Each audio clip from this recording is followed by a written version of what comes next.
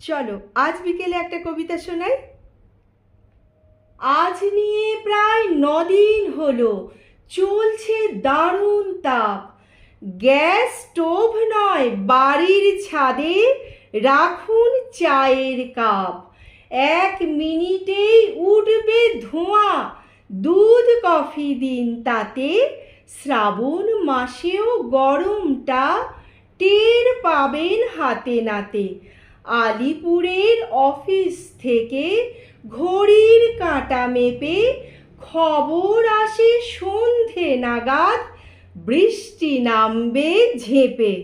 হায় রে পোড়া কপাল, শুধু প্রতীক্ষাটাই সার। ঘাম জবে শরীর নিয়ে সবারই মুখ ভার। ভাবছি এবার পাল্টে দেব ক্যালেন্ডারের পাতা।